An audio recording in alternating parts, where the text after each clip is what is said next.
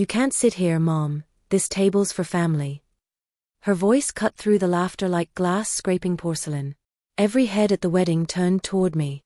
My own daughter, standing there in her white lace gown, champagne glass in hand, staring at me with that forced polite smile she'd learned from her father's side of the family.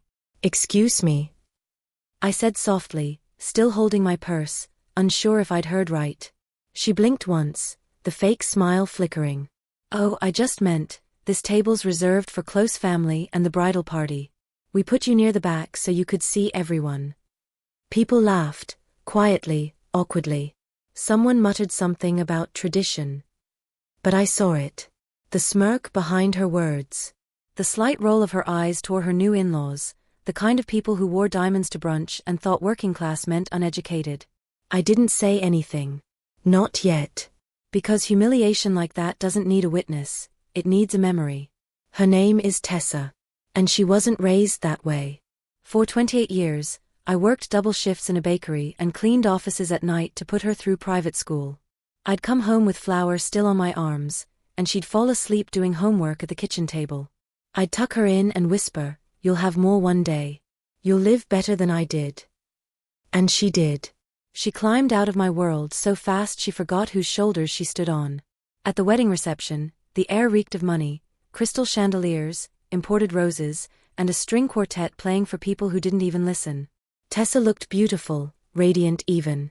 But when she looked at me, I could tell, she was embarrassed I existed. Her husband's parents, the Whitmores, owned half the hotels on the East Coast. I was just Ruth Carlson, a woman who still packed her own lunch. When Mr. Whitmore raised his glass for a toast, he smiled like he was doing charity. "To the union of two wonderful families," he said, glancing at me like I was the other kind of wonderful. Everyone laughed politely. Tessa's cheeks flushed, but she didn't correct him. Instead, she clinked her glass with his and whispered to her bridesmaid, "Let's hope she doesn't start crying again." The words weren't meant for me, but they landed just fine. I sat quietly through dinner, pretending not to notice that my name tag didn't have a table number. They'd put me near the back, beside the DJ booth, with the catering staff moving past every few seconds. When the first dance began, I watched my daughter twirl across the floor while her new husband whispered something in her ear. She laughed, carefree, golden, perfect. And for the first time in my life, I realized, she didn't need me anymore. Not as a mother. Not even as a memory. Then came the speeches. Her husband's father gave a long self-congratulatory one about legacy. Her mother-in-law followed with something about standards and upbringing. When they finally called on me, someone handed me a microphone.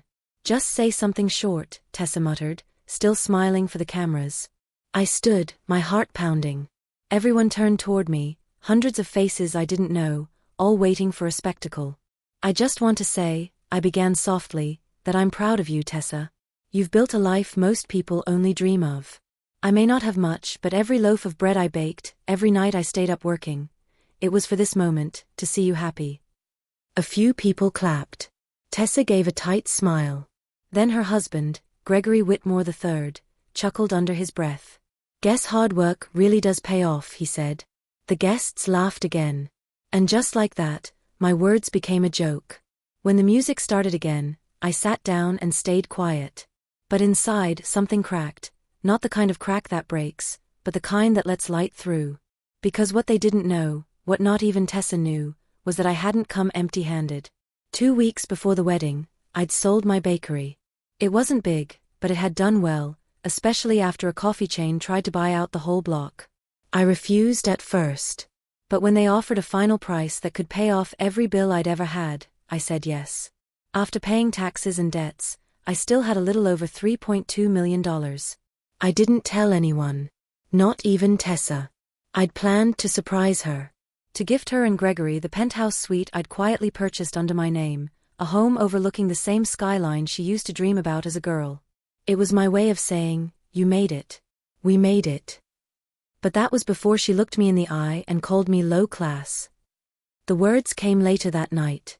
After the cake had been cut and the cameras were off, I caught her in the hallway, fixing her makeup. I stepped forward and said gently, "Sweetheart, I think your father would have been proud tonight." She glanced at me in the mirror. "Mom, can we not do this right now?" I just wanted to say. She turned sharply. Mom, please. Don't make a scene. This isn't your crowd. My crowd. She sighed. You don't get it. You stand out, okay? The way you talk, the way you dress. You're not like them. I stared at her, my heart thudding. You mean I'm not rich enough to be your mother anymore? Don't twist it, she snapped. I'm just saying you should learn to fit in.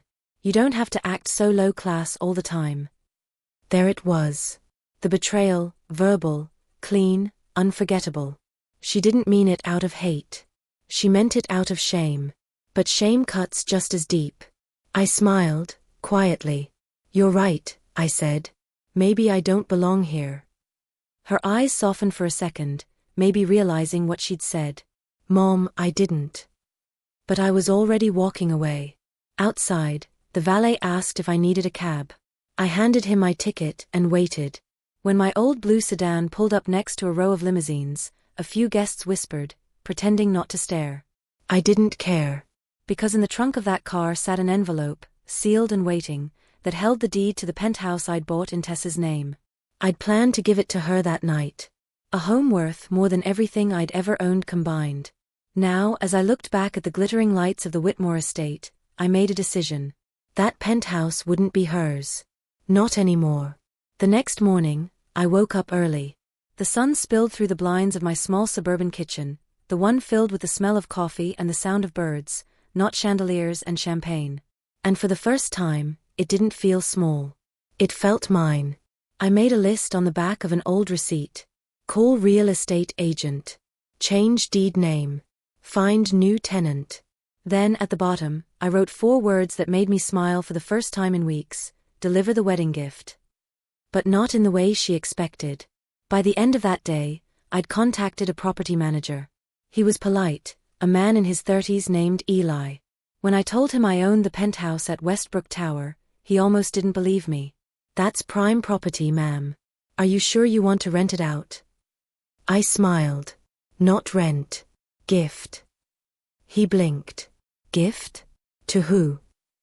I looked out the window at the street where I used to walk Tessa to school, her hand small and warm in mine. To someone who knows the value of hard work, I said. Preferably a single mom or a student trying to start over. He paused, then nodded. I'll find you someone deserving. That night, I sat in bed reading the latest newspaper headlines about the Whitmore's newest hotel opening. I saw Tessa's picture beside her husband's, perfect smile, perfect dress, perfect lie. And I whispered to the empty room, you married for status, sweetheart. But someday, you'll learn what real class looks like. Because the only thing more powerful than money is the moment you give it away to someone who can truly appreciate it. You can tell a lot about people by the way they treat you after they think you're done giving. For years, I gave my daughter everything, my time, my money, my heart, and when I finally had nothing left to prove, she decided I wasn't worth standing next to. The morning after the wedding, I thought maybe she'd call. Maybe to apologize, maybe to pretend. But the phone stayed silent. By noon, I had my answer. When I opened the local paper, I saw a full-page spread, Whitmore's welcome new family heir. There she was, my daughter Tessa, posing with Gregory and his perfect parents, smiling like she'd been born one of them. The caption read, From humble beginnings to high society. Humble beginnings. That was me. The footnote in her fairy tale. By the end of the week, the bakery keys were gone, the sale final. I stood outside the empty shop one last time, watching the sold sign sway in the wind. 28 years of my life, flour, sugar and sweat, traded for a check and silence. But I didn't regret it. Because that money was still power. And for the first time, I was learning how to use it differently. When I met with the property manager, Eli, he'd already found someone. Her name was Maria Gonzalez, a single mother with 2 kids, working night shifts at a hospital cafeteria while studying nursing during the day. She'd been evicted after her landlord sold her building. Eli said she'd cried when he told her she'd been chosen for a housing sponsorship. He didn't tell her who the sponsor was, per my request. I wanted this act to be anonymous. Not for recognition, but for contrast. If Tessa thought I was low class, I wanted her to see what real class looked like when she least expected it. 2 weeks later, I got a call from her. The number flashed across my phone, and my stomach turned before I answered. "Hi, Mom," she said in a tone that tried too hard to sound casual. "How are you settling in after the wedding?" "Quietly," I said. "How's married life?" She laughed lightly. "Oh, busy. Greg and I are still trying to find the right place. The Whitmores wanted us to stay at their house for a bit, but I think it's time we move out." I could hear the hesitation in her voice, the kind that hides a request. I stayed silent, waiting. "So," she continued, "Greg heard you sold the bakery. That's great, Mom. You finally get to relax a little." I said. "It's strange not baking at 4 a.m. anymore." She giggled, then softened her tone. I was thinking, remember that place you told me about, Westbrook Tower? The one with the view? Greg's parents mentioned it during dinner. They said it's very exclusive. I told them you used to dream of living there." "I did," I said calmly. "Well," she hesitated, "we've been looking for a penthouse, and Greg thinks it'd be perfect for us. Maybe you could introduce us to whoever owns it." There it was. The greedy motive, sugar-coated in entitlement. I let the silence stretch until she started to squirm. Then I said softly, "You think you'd fit in there?" She laughed nervously. "Of course. I mean, we'd modernize it a little. You know how I like clean lines, minimalist style." I smiled to myself. "Oh, I know exactly how you like things, Tessa." "Then you'll help us?" she asked eagerly. I glanced out the window at the letter I'd just received, one from Maria, handwritten in looping script. It said, "Thank you, whoever you are. My kids wake up every morning to sunlight instead of walls covered in mold. You gave us dignity." I looked back at the phone and said, "I'll think about it." Her relief came through the line. "Thank you, Mom. You have no idea what this means." But I did. It meant she still saw me as a stepping stone, and I was about to become the ground she couldn't stand on. A few days later, I got an invitation to a family brunch at the Whitmore estate. I almost threw it away. But then curiosity whispered, "Go see what they think they've won." When I arrived, the butler opened the door with that polite stiffness reserved for people who don't belong.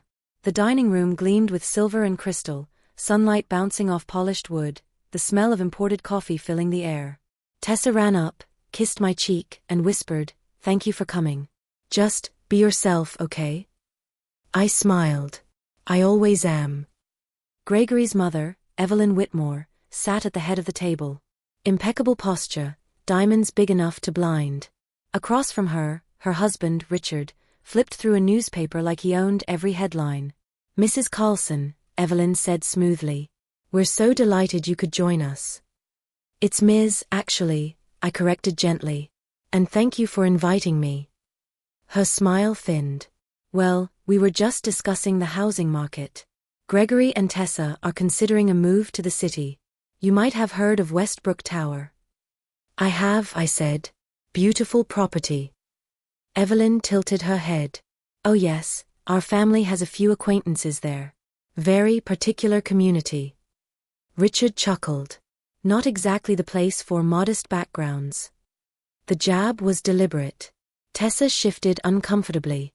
"Dad, please." But they kept going, layering insults under polite laughter. Evelyn leaned closer, eyes glinting. "Tessa told us you used to clean offices? Such determination. You must be so proud of how far she's come." I smiled tightly. "I am. But I've done a bit more than that lately." "Oh?" she asked, pretending interest. "I've invested in real estate," I said casually. "Some properties downtown. One of them's at Westbrook Tower." The room went silent. Evelyn's smile froze. Tessa blinked in confusion. "Wait, what?" Richard cleared his throat. "You own a unit there?" "Yes," I said, sipping my coffee. "Bought it outright." Tessa's voice trembled slightly. "You never told me that." "I thought you weren't interested in my kind of life," I said softly. She opened her mouth to respond, but Evelyn interrupted, laughing lightly. "Well, how lovely. I'm sure it's quaint." I smiled wider. "It's a penthouse." The silence that followed was almost delicious. After brunch, Tessa pulled me aside. Why didn't you tell me you bought a penthouse? She demanded, her tone low and sharp. I didn't think you'd want to know about something so low class, I said. Her face flushed crimson. Mom, I didn't mean that night like it sounded. I think you meant every word. She took a breath, softening. Okay, look, can we start over? We've been looking for a place, and Greg's parents said we should get something under our own name. It'd mean a lot if you'd let us live there. Just until we get settled. The audacity almost made me laugh. But I didn't. Instead, I said quietly, you know, I actually found the perfect tenant. Single mother. Works 2 jobs. Reminds me of someone I used to know. Tessa frowned. You didn't. Oh, I did, I said. And she moved in last week. Her mouth fell open. You gave your penthouse to some random stranger? She's not random, I said softly. She's grateful. For the first time, I saw something flicker in her eyes, not anger but embarrassment. Mom, she said, voice trembling, you can't just, we were counting on. I cut her off. You were counting on me to keep giving while you kept taking. But you forgot who taught you how to earn in the first place. She stared at me, stunned. I stepped closer. You said I was low class. You were right. I'm so low, Tessa, I can see the truth underneath all your high ceilings. And then I walked away, this time not with shame but power. That night, I went home and reread Maria's letter again. Her words glowed in the lamplight like a prayer, you gave me back my dignity. It reminded me of something my own mother once said. Riches aren't counted in dollars, they're counted in decency. I had both now. And soon, the world would see it. Because if there's one thing the Whitmores hated more than anything, it was a headline they couldn't control. And I had one ready, with pictures. The following week, I called a journalist I knew from the bakery's charity drives, a kind man named Ben Harper. He'd once written an article about local heroes who gave back to the community. When I told him about the housing sponsorship, he was thrilled. A retired baker giving a penthouse to a single mom? That's gold, Ruth. Mind if we do a feature? I smiled. Please do. Just, make sure they mention the address. He laughed. Westbrook Tower? Oh, that'll turn heads. Exactly, I said. The article came out 3 days later. Front page of the Sunday section. Local woman gives away luxury penthouse to struggling mother of 2, she reminded me of myself. There was a photo of Maria and her children smiling on the balcony, the skyline glowing behind them. Underneath, a smaller photo of me outside the old bakery, captioned, Former baker builds legacy through kindness. The article spread fast. By Monday morning, everyone in the Whitmore circle had read it. I didn't hear from Tessa for 2 days. Then, a message came. You embarrassed us. Greg's parents are furious. You made us look like hypocrites. I typed back.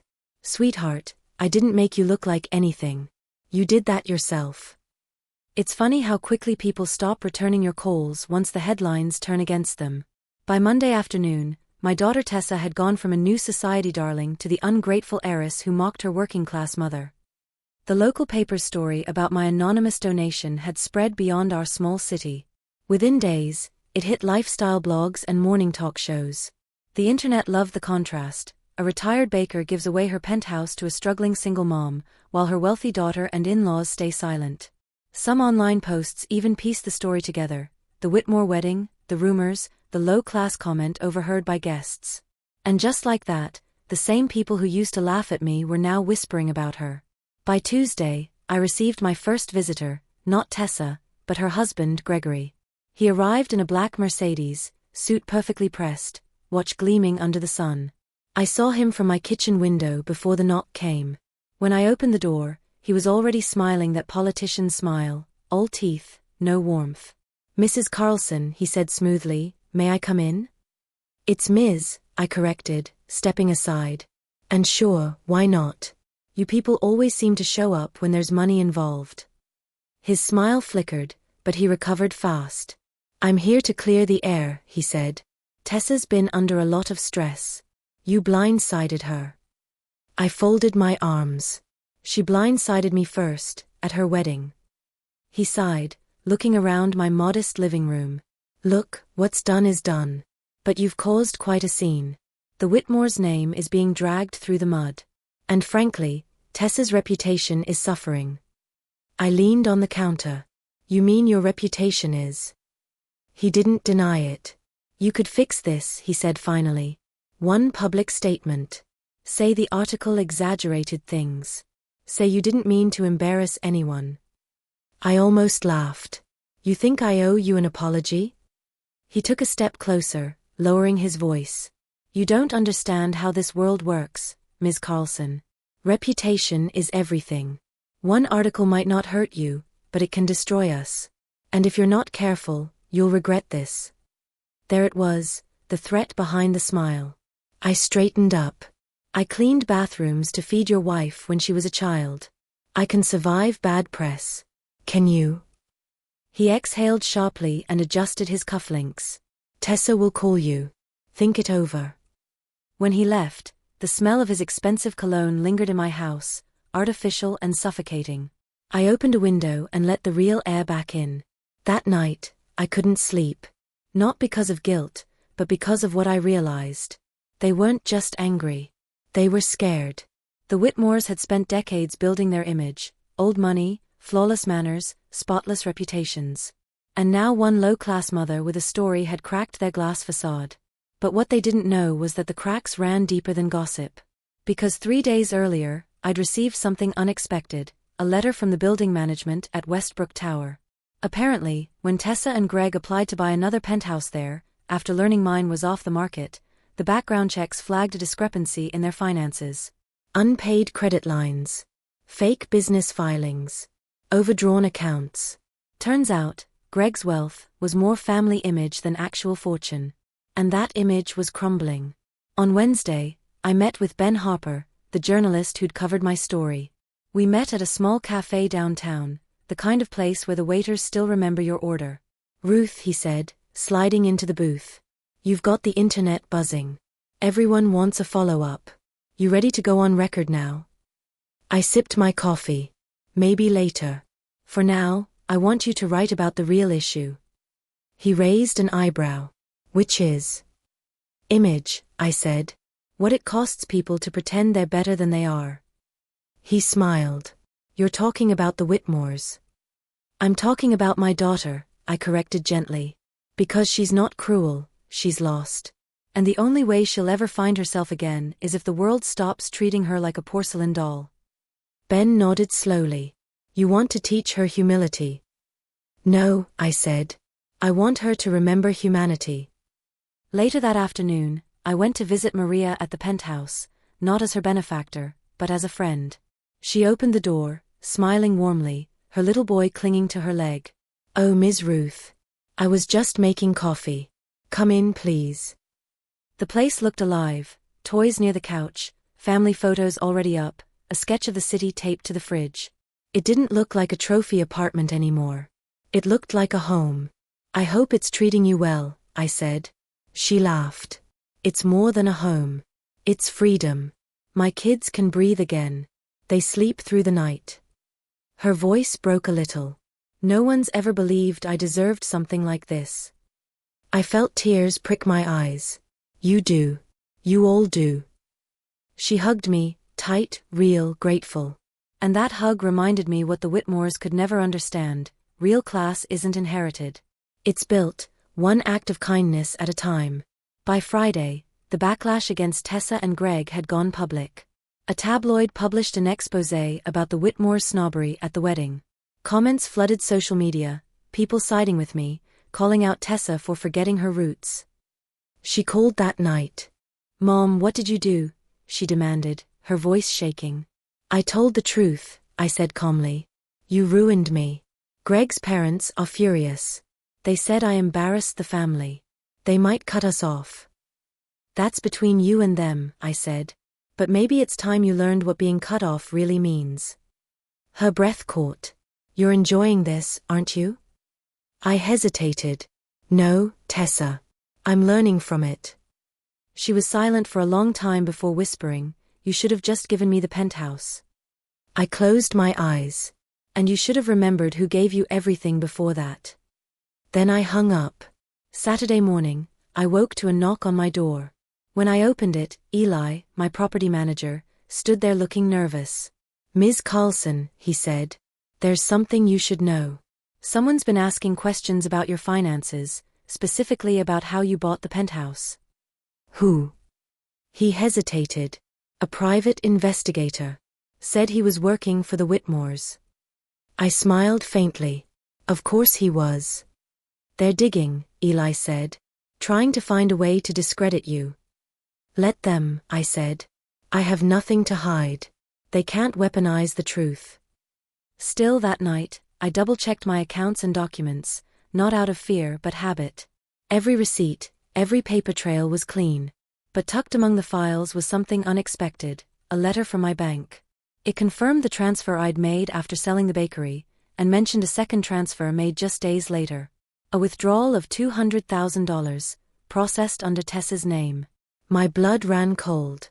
I called the bank immediately. They confirmed it. 2 years ago, when I'd added Tessa as an emergency contact during a health scare, she'd used that access to move money from my savings to a joint investment account, one linked to Greg's firm. They'd stolen from me. Long before the wedding. I sat in silence for a long time. It wasn't about the money, it was the trust. All those years I thought I was building her a better future, she was already taking pieces of mine. I thought about calling the police. But something deeper inside me whispered no. Make her face herself first. That night, I drafted an email, not to Tessa, but to Evelyn Whitmore. It was short and deliberate. Subject, a mother's gift. Dear Mrs. Whitmore, since you care so deeply about appearances, I thought you'd want to know the truth about how your son-in-law financed his image. Attached are financial documents proving that your new daughter-in-law and her husband stole $200,000 from me 2 years ago. I'm not seeking revenge. I'm seeking accountability. Regards, Ruth Carlson. I didn't send it yet. Not until I added one final line. If you ever wonder what low class looks like, check your own reflection. Then I hit send. Sunday morning, I woke to the phone ringing non-stop. Tessa. Gregory. Unknown numbers. I didn't answer any of them. Instead, I turned on the TV. A local news channel had picked up the story again, this time, not about me. They were reporting that the Whitmore family's hotel group had suspended Gregory's partnership pending an internal financial review. In the corner of the screen was a photo of Tessa leaving her luxury apartment, looking pale and tearful, cameras flashing. I didn't smile.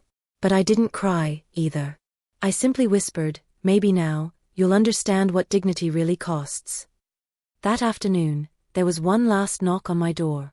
When I opened it, Tessa stood there, no makeup, eyes red, voice small. "Mom," she said, "can I come in?" I nodded slowly. She walked inside, hands shaking. "I know what you did." "I told the truth," I said. "Something you forgot how to do." She started crying. "You don't understand. Greg's parents are furious. They want nothing to do with us. He's blaming me. He says this is all my fault." "Maybe it is," I said softly. She covered her face. "We just wanted to belong somewhere. To not be ordinary." I sighed. "There's nothing wrong with ordinary, Tessa. Ordinary is honest. Ordinary pays its bills. Ordinary loves without conditions." She looked up, tears streaking her cheeks. "What do I do now?" I thought about that for a long moment. Then I said, "You start over. The right way. Without them." She wiped her eyes. "Can I stay here for a while?" I hesitated, then nodded. 1 week. No lies. No excuses. She nodded weakly. "Thank you, Mom." I didn't hug her. Not yet. Because forgiveness isn't a gift. It's a lesson you earn. I never thought revenge would feel so quiet. Not fireworks. Not fury. Just the calm of knowing the truth has finally walked into the room wearing its Sunday best. Tessa had been staying with me for nearly a week. Each day she looked smaller, not in body, but in pride. Gone were the diamond earrings, the manicured nails, the designer handbags. She wore one of my old sweaters and slippers, her hair pulled back in a messy bun like she used to when she was a teenager. Every morning, she'd ask if there was anything she could do. "Can I help with breakfast, Mom? Do you want me to go through the mail?" And each time, I'd give her something simple: crack eggs, fold laundry, sweep the porch, not to punish her, but to remind her what ordinary decency feels like. By Thursday, she started talking more. About Greg. About how he'd turned on her. "He said I embarrassed him," she muttered over coffee. "That I ruined everything. His parents cut him off. They even kicked us out of their guest house. Did you expect loyalty from people who only care about image?" I asked gently. She sighed. "I thought money made you secure." "It doesn't," I said. "It just makes you louder when you fall." She gave a small, tired laugh. And for the first time in years, I saw the real Tessa, the girl who used to help me decorate the bakery window with paper snowflakes, who'd cry at old movies and sneak donuts to her friends after school. She wasn't cruel. She was lost. And I'd spent too long resenting her to see that. 2 days later, a letter arrived. Thick envelope, no return address. Inside was a summons, a notice that Gregory Whitmore was filing a defamation suit against me for malicious interference and slander. I couldn't help it, I laughed out loud. Tessa ran into the kitchen. "What's so funny?" I handed her the paper. "Your husband seems to think the truth is defamation." She went pale. "He's suing you?" "Oh, he's trying," I said calmly. "And it'll backfire beautifully." "Mom, you can't, he's ruthless. His family." "His family," I interrupted, "built their empire on manipulation. It's time someone put their hands on the table and showed the cards." I walked to the phone and called Ben Harper, the journalist. "Ben," I said, "get your camera ready. I'm about to teach the Whitmores what class really looks like in public." The court date was set for the following Tuesday. Small county courthouse. Local reporters already buzzing. The Whitmores tried to make it private, but defamation cases are public by default. And once word got out that a rich family was suing a retired baker, the whole town wanted a front row seat. I arrived in a simple navy dress, hair pulled back, a small silver cross around my neck. Tessa walked beside me, head down, her hand trembling in mine. Reporters swarmed us. "Ms. Carlson, do you regret exposing your daughter's in-laws? Is it true you gave away a penthouse to spite them?" I smiled faintly. "I gave it away to someone who needed it. The rest is their imagination." Inside the courtroom, the Whitmores sat like royalty on trial. Evelyn wore pearls and a white suit that practically screamed innocence. Richard glared at me like I'd walked in tracking mud on their marble floors. Greg sat between them, jaw clenched, avoiding eye contact. When the judge entered, the room quieted. I could feel Tessa's fingers tighten around mine. Their lawyer began with all the arrogance money can buy. "Your Honor," he said, "my clients have been publicly humiliated by false accusations. Mrs. Carlson's statements have damaged their family's reputation and caused significant financial distress." He droned on about public perception, character defamation, and intentional harm.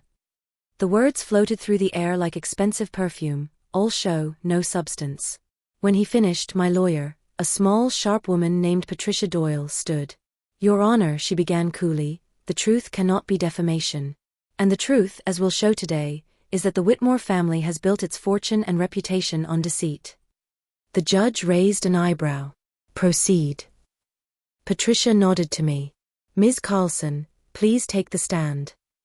I walked slowly, deliberately, feeling the weight of every step. When I sat, Patricia handed me a folder. Inside were copies of bank statements, transfers, withdrawals, and signatures. "Ms. Carlson," she said, "can you identify these documents?" "Yes," I said. "They're my bank records." "And what do they show?" I looked at Greg across the room. "They show that 2 years ago, my daughter and her husband took $200,000 from my savings without my permission." A murmur spread through the courtroom. Evelyn stiffened. Richard's face turned red. Greg shot to his feet. "That's a lie." "Sit down," the judge snapped. Patricia continued. "Did you file a police report?" "No," I said. "Because I believed my daughter when she said they'd pay it back. But they never did." She turned to the judge. "Your Honor, we have proof of the transfer, along with emails from Mr. Whitmore to his associates referencing the funds as startup capital for a private business venture that never legally existed. The judge flipped through the papers, his frown deepening. "Mr. Whitmore, do you have a response?" Greg swallowed hard. "Those funds were an investment. We intended to return them." "So you did take them?" Patricia pressed. His lawyer tried to object, but it was too late. The damage was done. The rest of the hearing was chaos. The Whitmore's calm composure melted away with each document Patricia presented: emails, fake invoices, bank transfers routed through shell accounts. By the end, it was clear, the Whitmores had more to hide than I ever imagined. And my so-called defamation had merely pulled back their curtain. When the judge finally called recess, reporters rushed outside. The whispers had turned to headlines already forming. "Whitmore's exposed, defamation suit backfires in court. Baker's mother outsmarts society family with financial proof." During the break, Evelyn approached me in the hallway. Her smile was gone. "You've made a mockery of us," she hissed under her breath. I met her eyes. "You made a mockery of yourselves when you raised your son to think decency is something you can buy." Her lips trembled. "You'll regret this." "No," I said quietly. "You will, every time someone Googles your name." Then I turned and walked back into the courtroom, where Tessa waited, her eyes glistening with tears. "Mom," she whispered, "you didn't have to do this for me." I smiled sadly. I didn't. I did it for every mother who's ever been told she wasn't enough. When the final ruling came, the judge dismissed their case entirely. He even ordered the Whitmores to pay my legal fees, citing lack of evidence and clear misconduct. The courtroom erupted in murmurs. Patricia grinned, whispering, "That's how truth pays its bills." As we stepped outside, flashes from cameras blinded me for a moment. But instead of shrinking away, I stood taller. Tessa walked beside me, silent at first. Then she whispered, "Mom, I'm so sorry." I glanced at her. "For what?" "For believing that money made us better than you." I stopped and took her hand. "Money doesn't change who you are, Tessa. It just shows everyone who you were all along." That night, the headlines spread across every major outlet. "Mother outsmarts billionaire family in courtroom drama." "Low-class Baker proves class is earned, not inherited." Messages poured into my email, people from everywhere writing about their own stories of betrayal, shame, and dignity. I didn't respond to most. But one stood out, from Maria. She wrote, "My kids saw you on TV today. They said, 'That's the lady who gave us our home.' You didn't just give us a roof, Ms. Ruth. You gave us an example of courage." I sat there reading those words over and over. And for the first time since Tessa's wedding, I let myself cry, not from pain but relief. The next morning, Tessa made breakfast, pancakes and coffee, the same way I used to make them for her before school. She placed the plate in front of me quietly. "I used your old recipe," she said. I took a bite. Still perfect. We ate in silence for a while, until she spoke again. "Mom, I don't know how to fix everything. But I want to try." I looked at her, my daughter, stripped of pretense, searching for redemption in the ruins. "Then start small," I said softly. "Apologize. Not just to me, but to yourself." She nodded, tears falling silently into her coffee. Later that afternoon, she pulled out a folded piece of paper from her purse.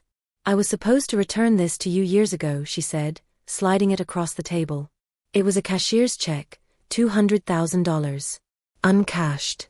I stared at it, then pushed it back. "Keep it. You'll need it to build something real." She blinked. "After everything I did, you'd still help me?" I smiled faintly. "That's what real class does." She took my money, my pride, and my name, but when the world watched her fall, I gave her back something far more valuable, the chance to rise with grace. Because revenge ends battles. But forgiveness ends wars. It's strange how silence sounds different after the storm. Not heavy, not lonely, just clean. For months, my life had been chaos. Courtrooms, headlines, phone calls, apologies I never asked for. And now, all that was left was the sound of my old clock ticking on the kitchen wall, steady as a heartbeat. Tessa sat across from me, sipping coffee quietly. She'd started coming by every morning. Not to ask for help, not to borrow, just to sit, talk, and remember how to be human again. Gregory was gone. After the court case, his family dropped him from their company. He tried to reach out to Tessa once, begging her to fix things, but she never responded. 2 weeks later, a business journal reported that his firm had collapsed under audit, fake clients, unpaid taxes, missing funds. The same people who'd once toasted him in crystal glasses now deleted his number from their phones. Evelyn and Richard Whitmore vanished from the social pages too. Their friends stopped inviting them to charity galas. Their hotel shares plummeted after investors pulled out. And though I didn't take pleasure in their fall, I couldn't deny the irony. The family that thought I didn't belong in their world now found themselves uninvited from it. Tessa tried to get work again, but it wasn't easy. The last name Whitmore had become poison. She came home one day in tears. "No one will hire me. They think I'm part of his scams." I set down my teacup. "Then stop trying to be who you were. Be who you are now." She looked up, confused. "What does that mean?" "It means stop chasing their table. Build your own." She thought about it for a long time. And that night, she did something that surprised me. She applied for a management position at a local community center. They were reopening their small kitchen to train women in culinary work. When she got the job, she came home beaming. "They said they picked me because I know what it's like to start over," she said. I smiled. "That's the first honest thing anyone said to you in a long time." Weeks turned into months. Little by little, I watched my daughter come back to life. Not the glittering, camera-ready version, but the girl who used to help me frost cakes and hum along to old radio songs. One evening, I came home from running errands and found her cooking dinner in my kitchen. The smell of garlic, onions, and warm bread filled the air. She turned, apron dusted with flour, smiling shyly. "I wanted to try your chicken pot pie recipe. I found it in your old cookbook." I laughed softly. "You never used to go near a stove." "I never had to," she said. "Now I like it. It feels grounding." She hesitated, then added, "I donated half the check you gave back to me. The community center's opening a scholarship program for single moms.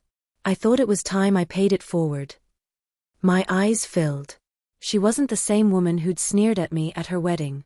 She was mine again, not by blood, but by choice. A few weeks later, I got a letter in the mail. It was from Maria, the single mother living in the penthouse. It read, "Ms. Ruth, I just wanted to thank you again. My kids are thriving. I'm graduating this summer. I'll never forget what you did for us. Also, I met your daughter last week. She came to the community center to volunteer. She told us everything. You should be proud. With love, Maria." I sat there for a long time, staring at that letter. I didn't even know they'd met. When Tessa came home that evening, I asked, "You didn't tell me you went to see Maria." She smiled sheepishly. "I wanted to surprise you. She's incredible, Mom. Her kids made me a thank you card. I told them I didn't deserve it, and Maria said, 'That's how you know you do.'" I laughed softly. She's right. Tessa reached across the table, covering my hand with hers. "Mom, I don't deserve you either. But I'm going to spend the rest of my life trying." I squeezed her hand gently. "Then I guess we're both finally rich." That spring, Tessa invited me to the community center's reopening ceremony. When I arrived, the place was decorated with balloons and flowers. A small banner read, "The Ruth Carlson Culinary Room, where new beginnings are baked." My breath caught. I turned to Tessa, tears welling. "What is this?" She smiled through her own tears. "It's for you." We raised funds to name it after the bakery that started it all, after the woman who started me. I couldn't speak. The room burst into applause as she guided me to the podium. The smell of baked bread filled the air, real warm, familiar. I took a shaky breath and said, "For years, I thought class meant being proper, polite, perfect. But it's not. Class is standing tall after being told to bow. It's giving when you've been taken from. And it's loving when the world teaches you bitterness." I looked at Tessa, her eyes shining. "And if you're lucky, class is raising someone who learns that too, even if it takes a while." The audience stood and clapped. Somewhere in the crowd, Maria held her kids close, smiling. Later that night, after everyone had gone home, I found Tessa outside the center, sitting on the steps. The city lights shimmered on her face like stars. She turned when she heard me. "Do you ever think Dad would be proud of us?" I looked up at the sky. "I think he's just happy we finally stopped trying to prove anything." She leaned her head on my shoulder. "I thought revenge was supposed to feel good. But this," she gestured around the quiet street, "this feels better." I nodded. "That's because it's not revenge anymore. It's restoration." A few days later, Tessa insisted I visit the penthouse. "I want to see it again," she said. "Not as something I lost, but as something that started all of this." When we arrived, Maria greeted us with hugs and fresh-baked cookies. The view from the window stretched across the whole city, the skyline bathed in gold light from the setting sun. Tessa stood quietly for a long moment. "I used to think I needed a place like this to feel successful," she said softly. "Now I just feel grateful someone good got to live here." Maria smiled. "You'd be welcome here any time." Tessa shook her head. "No, this belongs to you. You've made it a home." Maria looked at me. "She's got your heart, Ms. Ruth." I smiled faintly. It took a while to find it. That night, after we returned home, Tessa placed a small velvet box on my table. "What's this?" I asked. "Open it." Inside was a delicate silver necklace, a charm shaped like a loaf of bread. She said, "A reminder of where we came from. And how far we can still go." I laughed through my tears. "You always did know how to make a statement." "Not always the right ones," she said. "But I'm learning."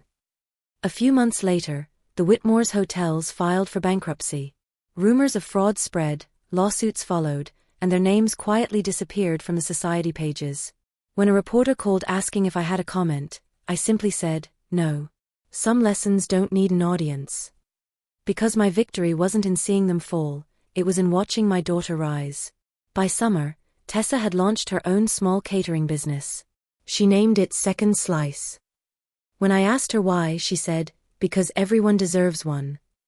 Business grew faster than she expected: community events, local weddings, charity dinners. And every time she handed someone a plate of food, I saw a little more of myself in her. One evening, after a long day of baking, she came to sit beside me on the porch. We watched the sun set behind the maple trees, painting the sky in streaks of orange and pink. She whispered, "Mom, can I tell you something?" "Always." "When I called you low class that night, I thought I was saying something powerful. But now I know I was just scared. Scared of being you, of working, struggling, being ordinary." I looked at her, my throat tightening. "And now?" I asked softly. "Now," she said, smiling, "I'd be lucky to be half the woman you are." I felt tears spill down my cheeks.